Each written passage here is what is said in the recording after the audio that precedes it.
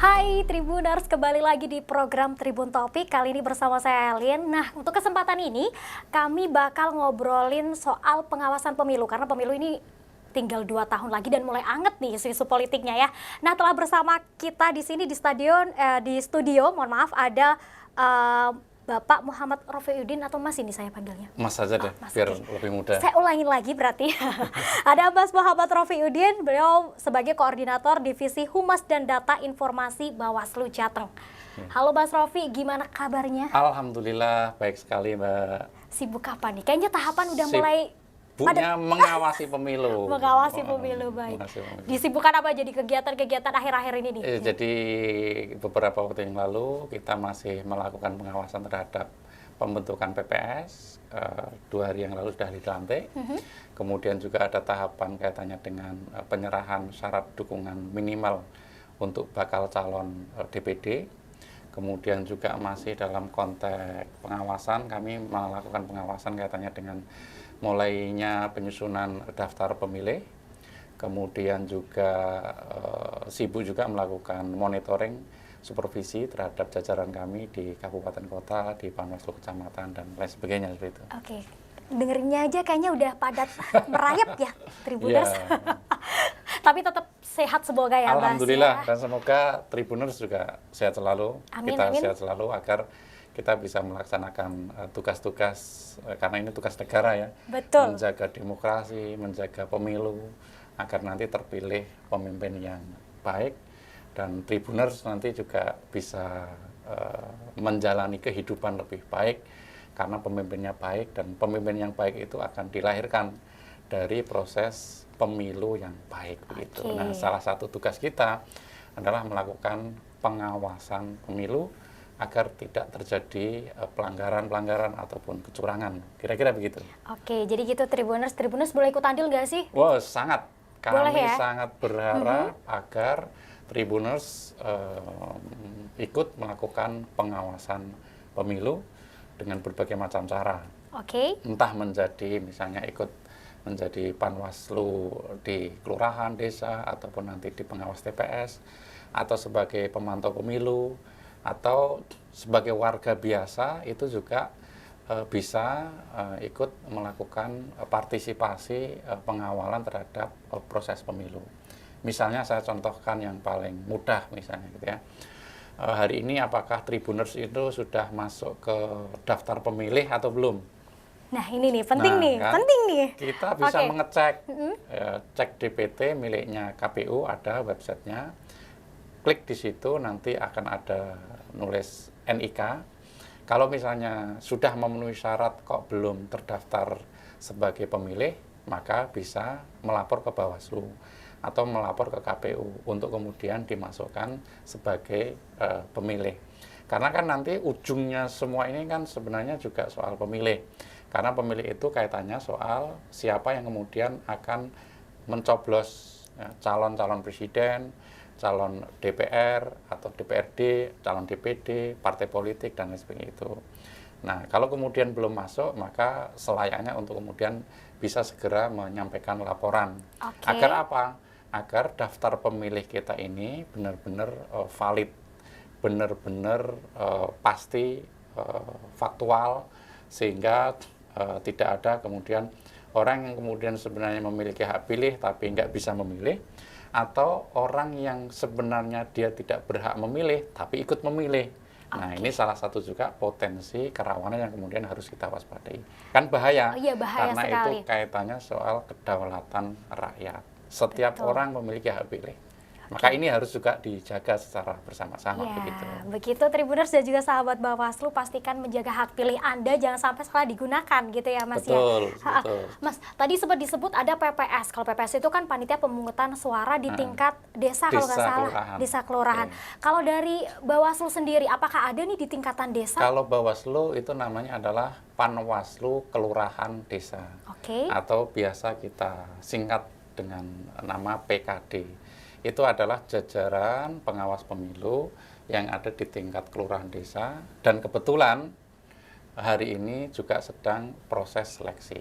Masih Ya, proses masih seleksi. proses seleksi, dan beberapa daerah itu memang ada perpanjangan Karena kalau sesuai dengan aturan kan perpanjangan itu dilakukan ketika terjadi beberapa hal. Misalnya pendaftarnya itu belum 2 kali dari kebutuhannya itu 1. Kalau ada orang yang kemudian sudah daftar baru 1 orang, maka diperpanjang. Kalau harus ada 2 kali. Yang kedua, kalau misalnya ada pendaftar di situ sudah memenuhi kebutuhan, tapi tidak ada pendaftar perempuannya. Oh, harus ada perempuan ini berarti, Harus Mas? ada pendaftar perempuannya. Oke. Kalau belum ada, itu diperpanjang. Baik. Maka dari sisi itu, Bawaslu juga sangat menghormati, menghargai kaitannya dengan peran teman-teman perempuan untuk ikut menjadi pengawas pemilu begitu. Maka dari sisi itu hari ini Mbak sedang proses, maka kami juga berharap Tribuners ini ikut melakukan pengawasan. Kalau misalnya di daerahnya, di kecamatannya, di desanya ada orang yang kemudian dia sebenarnya tidak memenuhi syarat sebagai Panwaslu Desa Kelurahan, bisa melaporkan ke Panwaslu Kecamatan, gitu ya. Untuk kemudian sekali lagi bahwa Tribuners ini juga bisa ikut berpartisipasi dalam konteks pengawasan pemilu. Gitu. Nah nanti di tanggal 5-6 itu ada pelantikan Panwaslu Desa Kelurahan. Kalau PPS kan sudah beberapa waktu yang lalu. Nah, tanggal 5-6 Februari nanti akan ada pelantikan Panwaslu Desa Kelurahan. Oke, baik. Itu apakah paling bawah atau sebenarnya masih ada di bawah lagi, Mas, ini ya, dari Panwaslu nih? Nanti menjelang pemungutan suara 23 hari sebelum pemungutan suara itu nanti paling lambat akan dibentuk juga pengawas TPS. Pengawas TPS lah yang akan bekerja untuk melakukan pengawasan di tingkat TPS. Sebenarnya kami tidak menyebut mereka jajaran terbawah ya, tapi justru pengawas TPS, Panwaslu Kelurahan Desa ini adalah sebagai garda terdepan dalam konteks pengawasan pemilu. Kenapa? Karena mereka inilah yang kemudian menghadapi situasi-situasi di lapangan secara langsung. Warga kalau mau menyampaikan laporan secara mudah ya ke Panwaslu Desa Kelurahan, ke pengawas TPS. Kalau ada warga yang kemudian dia belum masuk DPT misalnya, bisa lapor ke pengawas TPS ataupun Panwaslu Kelurahan Desa. Sehingga mereka ini adalah garda terdepan dalam konteks menjaga demokrasi di Indonesia. Karena berhadapan langsung dengan masyarakat, dengan warga. Di lapangan juga dengan warga pasti mengetahui situasi-situasi di lapangan, dan mereka ini posisinya adalah di tingkat desa kelurahan dan juga tingkat TPS, juga sebenarnya juga teman-teman Panwaslu kecamatan ini juga bagian dari garda terdepan dalam konteks pengawasan pemilu begitu. Oke, tadi sempat disebutkan saat ini warga negara Indonesia dan semuanya bisa mengecek DPT-nya ya? Yeah. Nah, dari Panwaslu atau mungkin dari Bawaslu sendiri memfasilitasi masyarakat gak sih? Kan ada mungkin beberapa, mohon maaf nih Mas, ada yang kurang memahami teknologi ini. Yeah. Apakah ada fasilitas khusus misalkan tinggal datang aja, kemudian minta tolong dari teman-teman Bawaslu atau Panwaslu untuk mengecek itu bisa nggak sih? Bisa. Jadi Tribuners bahwa seluruh jajaran Bawaslu di tingkat kabupaten kota, juga tingkat kecamatan itu sudah mendirikan posko pengaduan kaitannya dengan daftar pemilih. Bagi Tribuners yang kemudian kesulitan untuk mengecek, ya bisa saja datang ke kantor Panwaslu kecamatan atau kantor Bawaslu kabupaten kota untuk minta dicekkan. Tapi sebagai sebuah gambaran, kalau misalnya kita memahami lah, misalnya ada orang-orang sepuh yang kemudian tidak familiar dengan gadget dan handphone dan sebagainya, itu kan bisa jadi minta kepada anaknya atau cucunya untuk mengecekkan. Ceknya gampang sih, tinggal kunjungi aja websitenya KPU, cek dpt.kpu.go.id. Nanti di situ akan ada kolom nulis NIK. Tinggal pencet. Nanti kalau misalnya sudah terdaftar, di situ akan disebut sudah terdaftar sebagai pemilih pemilu 2024. Tapi kalau belum, nanti juga ada keterangannya begitu.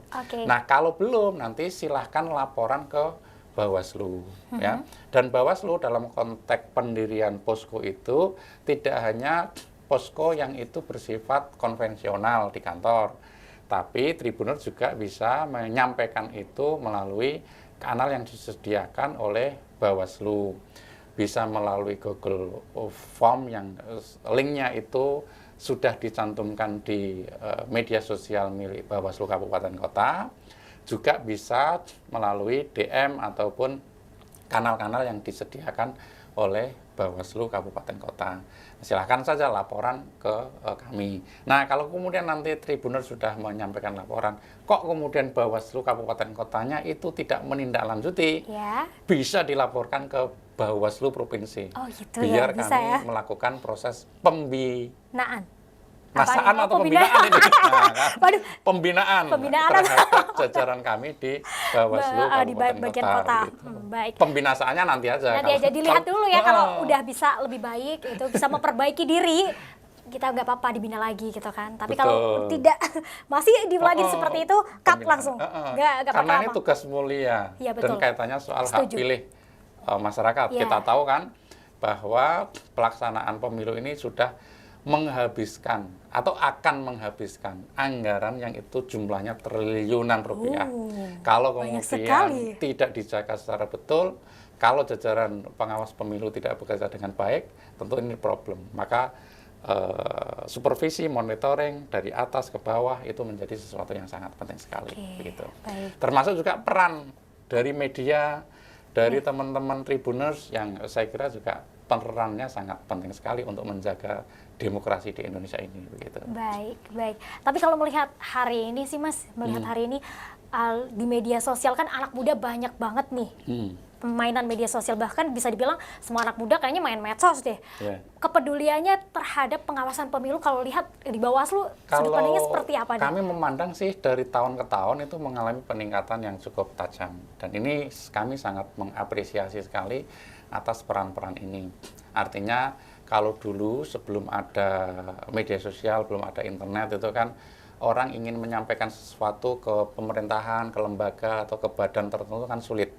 Dia paling banter kan telepon, datang ke wartel kan gitu, atau berkirim surat, dan itu butuh waktu yang sangat panjang. Betul sekali. Tapi hari ini kita tahu bahwa ada media sosial, dan Bawaslu itu juga menyediakan akun-akun media sosial secara masif ya. Ada Instagram, ada YouTube, ada Facebook, ada Twitter, dan sebagainya itu, yang mana warga itu bisa menyampaikan informasi itu secara langsung melalui berbagai aplikasi tersebut. Artinya apa? Artinya kalau kemudian warga itu menuliskan sesuatu, informasi itu cepat, langsung masuk ke kami. Iya.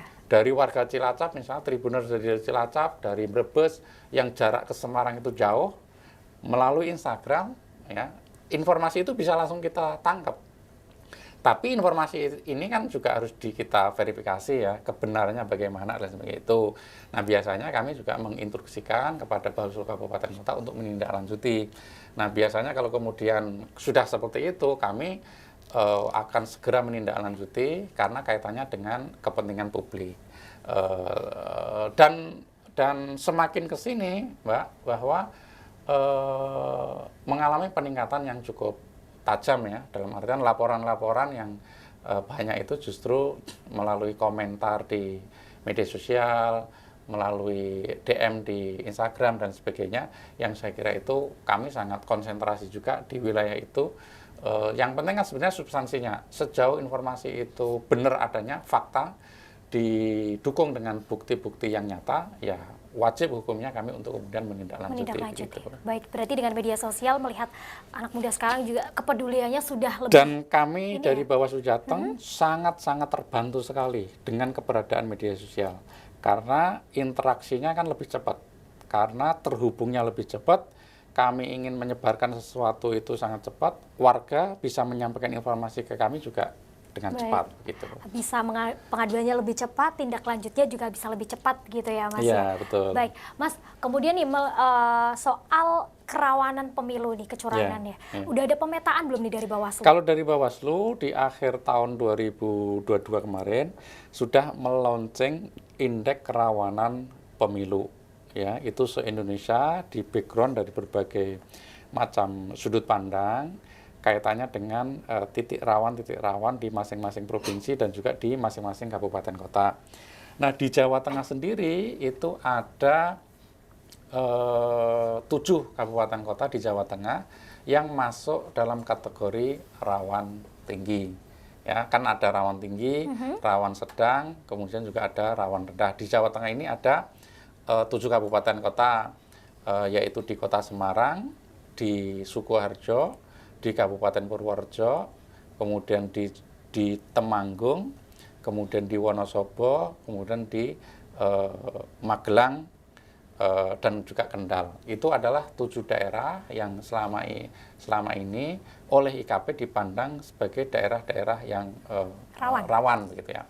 Nah, di tingkat provinsinya Jawa Tengah masuk dalam kategori rawan sedang ya. Rawan sedang di mana di provinsi ini juga ada beberapa titik rawan yang di pemilu-pemilu sebelumnya itu terjadi tindakan-tindakan yang itu bagian dari pelanggaran pemilu. Misalnya kaitannya soal kasus politik uang, netralitas ASN, netralitas birokrasi, kemudian juga validitas DPT, kemudian kaitannya soal distribusi logistik yang itu keliru dan lain sebagainya. Itu bagian dari titik-titik rawan yang selama ini harus kita perhatikan betul, dan IKP ini menunjukkan kita harus bagaimana, itu sudah ada cantolannya, sudah ada pemetaannya begitu. Maka dari sisi itu IKP ini bagian dari deteksi dini agar kita bisa mengetahui di titik mana kerawanan di pemilu ini. Dan nantinya di 2023 ini Bawaslu juga akan menyusun indeks rawan pemilu sesuai dengan tahapan. Baik. Jadi kalau kemarin di 2022 ini IKP-nya itu bersifat umum, semua berbagai dimensi dan sebagainya itu. Tapi kalau nanti di 2023 ini, insya Allah kami menyusunnya berdasarkan pada tahapan yang ada. Dari situ kemudian harapannya teman-teman Bawaslu ataupun Tribuners ataupun publik itu bisa mengantisipasi. Oh, di kampanye itu titik rawannya di sini, maka harus kita antisipasi agar tidak terjadi pelanggaran-pelanggaran yang terjadi begitu. Baik. Kira-kira begitu. Baik, tadi sempat disebutkan ada banyak kerawanan yang terjadi di berbagai daerah di Jawa Tengah gitu kan, dari 7 kalau nggak salah tadi ya. 7 kabupaten kota. Yang mendominasi sebenarnya kerawanan apa sih? Apakah ada kecurangan pengambilan hak suara atau apa nih yang paling mendominasi di kerawanan itu? Sebenarnya bentuknya macam-macam ya, bentuk macam-macam, dan perlu kami sampaikan kepada Tribuners bahwa IKP 2022 ini bagian dari data-data yang selama ini di sebuah provinsi atau sebuah kabupaten kota itu terjadi pelanggaran. Data terakhir di pemilu lah itu yang kemudian dijadikan sebagai rujukan untuk membuat scoring. Maka dari sisi itu misalnya di Sukoharjo misalnya di Pilkada 2020 itu kerawanan soal ASN tidak netral itu menjadi titik yang sangat penting sekali, karena di sana kan kebetulan salah satu calon pilkada saat itu adalah istri bupati incumbent misalnya gitu ya. Nah, kayak itu menjadi salah satu titik kerawanan. Soal politik uang sama juga, beberapa daerah yang terjadi praktek politik uang itu menjadi satu data yang kemudian itu cerminan daripada apa yang kemudian harus kita antisipasi di pemilu 2024 nanti begitu. Jadi bentuk daripada titik rawan di masing-masing kabupaten kota itu berbeda-beda. Tapi begini juga, tidak daerah-daerah tertentu yang kemudian di IKP ini dinyatakan sebagai daerah rawan rendah, kemudian kita tidak melakukan pengawasan, enggak juga.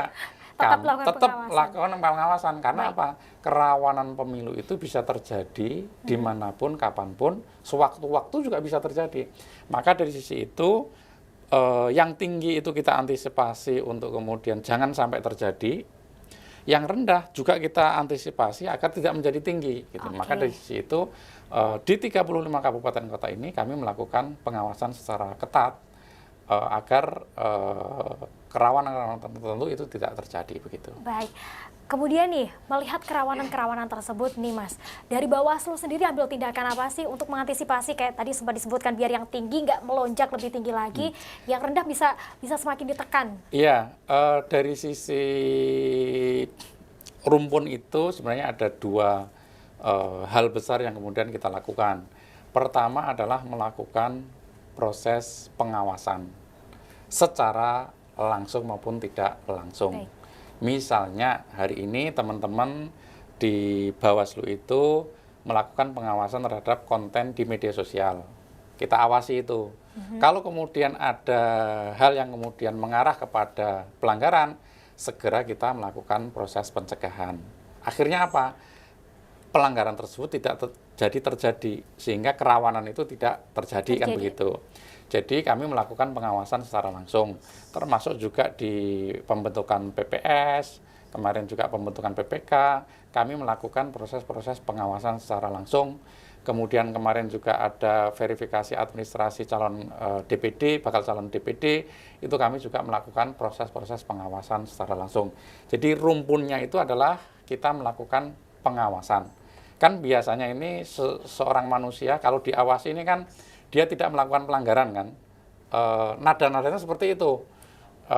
Orang kalau diawasi, dia kalau kemudian berniat untuk melakukan pelanggaran, kalau diawasi bisa jadi tidak akan diwujudkan pelanggaran itu. Maka pengawasan itu menjadi penting sekali. Nah, berikutnya selain pengawasan adalah melakukan pencegahan. Pencegahan dengan berbagai macam bentuk. Misalnya kami melakukan penyampaian saran perbaikan kepada KPU untuk melakukan KPU harus begini karena kami menemukan data seperti ini. Itu namanya adalah kami melakukan saran perbaikan. Ada juga ya pencegahan itu bentuknya adalah himbauan. Kami misalnya melakukan himbauan kepada partai politik untuk tidak melakukan kampanye di luar jadwal. Setidak-tidaknya dengan himbauan itu, partai politik itu mengetahui, oh yang tidak boleh dilarang adalah seperti ini, gitu kan. Sehingga dia tidak melakukan tindakan yang dilarang itu. Itu bagian dari pencegahan. Bawaslu juga melakukan sosialisasi misalnya ya, kepada masyarakat, kepada publik, tentang aturan-aturan tertentu, itu juga bagian dari pencegahan yang kami lakukan kepada publik.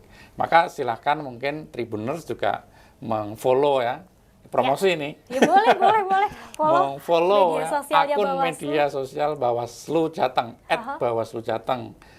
YouTube-nya juga sama, subscribe bisa @Bawaslu Jateng, Twitter-nya juga, Facebook-nya juga sama namanya. @Bawaslu Jateng. Nah, di situ Bawaslu itu melakukan proses sosialisasi agar publik tahu, agar masyarakat tahu, Tribuners tahu, sehingga dia secara tidak langsung itu menerima informasi dari kami, ya, sehingga dia aktif, gitu ya. Misalnya tadi soal DPT, Tribuners juga bisa ikut melakukan proses atau berpartisipasi. Sehingga kalau kemudian pencegahan itu dilakukan secara masif, maka pemilu ini akan menjadi baik. Maka dari sisi antisipasi agar kerawanan itu tidak tinggi, kami melakukan dua hal itu. Tapi kalau misalnya diawasi sudah, dicegah juga sudah, tetap saja ada pelanggaran, maka tidak ada cara lain bagi Bawaslu untuk melakukan proses penanganan pelanggaran. Proses hukum akan berjalan dan tergantung pada jenis pelanggarannya, apakah etik. Kalau etik nanti di KPU atau Bawaslu diteruskan kepada DKPP yang nanganin DKPP. Kalau pidana nanti akan dibahas bersama dengan Gakumdu, Jaksa dan Kepolisian, proses hukum. Kalau administrasi, Bawaslu yang kemudian akan melakukan proses penanganan. Kalau pelanggaran hukum lainnya, Bawaslu akan meneruskan ke instansi yang berwenang.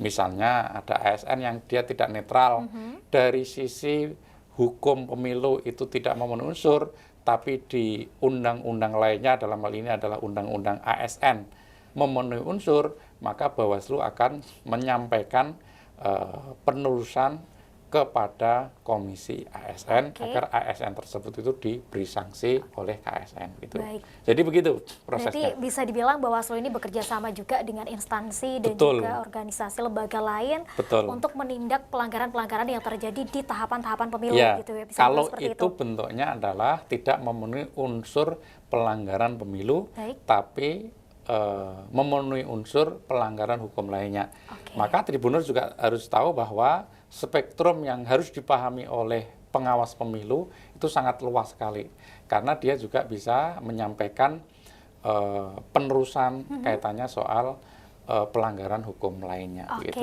baik. Ngomong-ngomong masalah pelanggaran nih, Mas. Misalkan saya sebagai warga nih, saya tidak ikut di Panwaslu, tidak ikut di Bawaslu. Saya menemukan sebuah pelanggaran. Apakah yang harus saya lakukan nih? Apakah saya harus pergi ke kantor Bawaslu atau seperti apa? Tahapan seperti apa yang harus saya lakukan sebagai warga negara yang baik nih? Ya, kalau dari sisi Tribuners menemukan dugaan pelanggaran, maka bisa menyampaikan laporan ke Bawaslu. Nah, laporannya itu bisa secara langsung ke kantor Panwaslu Kecamatan, ke kantor Bawaslu Kabupaten Kota, atau juga kantor Bawaslu Jawa Tengah, kan begitu. Nah, Bawaslu ke depan itu juga menyediakan pelaporan secara online, namanya adalah Sigap Lapor. Itu Tribuners juga bisa menyampaikan laporan secara online. Tapi Sigap Lapor ini masih dalam proses, tapi yang pasti kalau kemudian laporan bisa langsung ke Bawaslu Jateng begitu. Nah, bagaimana prosedurnya? Kalau laporan itu ya harus memenuhi syarat formil dan juga syarat material. Syarat formil itu misalnya dari sisi identitas pelapor, kemudian juga siapa kemudian terlapornya dan sebagainya itu. Kemudian kalau dari sisi material itu juga harus ada bukti dan sebagainya yang harus dipenuhi. Nah, bagaimana kalau misalnya ada situasi di mana Tribuners ini merasa kesulitan untuk memenuhi syarat-syarat tersebut, gitu ya, gitu. Nah, di Perbawaslu tentang penanganan pelanggaran temuan dan juga laporan itu mengenal soal informasi awal. Tribuner bisa menyampaikan informasi awal ke Bawaslu, entah melalui surat atau telepon atau email ke Bawaslu Jateng ataupun Bawaslu Kabupaten Kota, gitu ya, terkait dengan informasi-informasi tertentu yang itu ada dugaan pelanggarannya. Informasi apapun itu.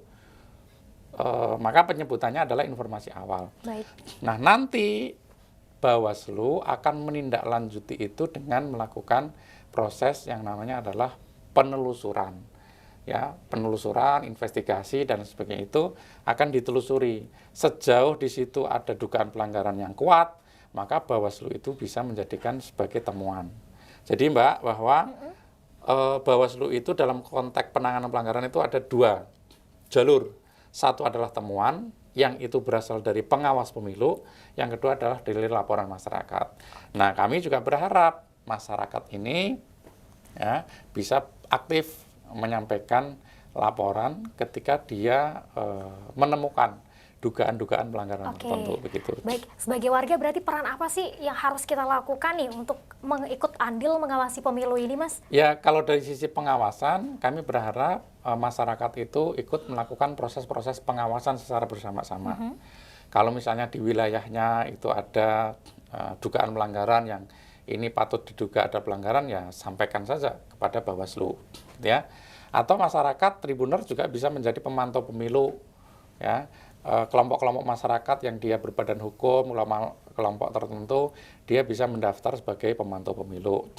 Tribuner juga bisa misalnya ikut melakukan sosialisasi terhadap aturan-aturan kepemiluan. Kan semua orang ini kan ya anggaplah belum semua mengetahui. Tribuner itu bisa berperan untuk ikut melakukan proses-proses sosialisasi. Baik. Nah, yang paling rendah misalnya ya nanti di bilik suara itu cobloslah orang yang memang baik. Jangan kemudian mencoblos orang yang kemudian memberi uang, politik uang dan sebagainya. Itu juga harus dihindari. Oke. Serendah-rendahnya iman, gunakanlah hak pilih kita itu dengan baik. Jangan tergiur dengan iming-iming sesaat. 5 tahun ke depan akan sangat ditentukan 5 menit di bilik suara. Ini yang saya kira juga penting untuk kemudian kita perhatikan secara bersama-sama begitu. Baik, begitu Tribuners, 5 menit menentukan 5 tahun. Intinya Ya, seperti itu ya Mas ya. Mulai dari kesadaran Tapi diri harus sendiri. dipahami bahwa pemilu itu tidak hanya di bilik suara 5 menit. Oke, Prosesnya kan panjang. betul ini sudah Sudah mulai. proses pencoblosannya itu di Februari, ya sejak Juni tahun 2022 itu sudah dimulai prosesnya. Seluruh tahapan penting dan seluruh tahapan itu akan sangat menentukan di Februari nanti. Maka seluruh tahapan ini harus kita awasi secara bersama-sama begitu. Ayo awasi bersama setiap tahapan pemilu yang ada Ya, gitu ya Mas ya. ya. Baik, terakhir Mas singkat saja boleh dong berikan himbauannya buat Tribuners, terutama Tribuners yang ada di ini nih Jawa Tengah. Ya, saya berharap bahwa Tribuners di Jawa Tengah ikut peduli terhadap proses demokrasi.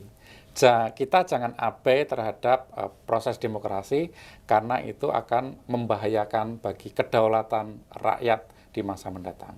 Oke. Maka kolaborasi dengan Bawaslu menjadi sesuatu yang sangat penting sekali. Kami juga berterima kasih kepada Tribun yang sudah ikut aktif juga menyampaikan edukasi informasi-informasi yang baik terkait soal kepemiluan kepada masyarakat. Baik. Kira-kira begitu. Terima kasih. Jadi Terima gitu kasih. Bawaslu jadi gitu Tribuners. Pastikan Anda ikut andil dalam pengawasan pemilu setiap tahapannya. Jadi biar pemilu bisa berjalan dengan baik. Iya, amin. Tentunya ya. Terima kasih Mas Rofi sudah Terima kasih. hadir di Tribun Topik kali ini. Sehat selalu dan sukses selalu. Amin, amin, Semoga setiap tahapannya nanti bisa berjalan dengan lancar ya. Amin, amin. Baik. Dan Tribuners itu tadi obrolan kita dengan Mas Muhammad Rofi Udin. Beliau adalah Koordinator Divisi Humas dan Data Informasi Bawaslu Jawa Tengah. Terima kasih sekali lagi telah menyaksikan Tribun Topik. Saya Elin pamit undur diri. Terima kasih dan sampai jumpa.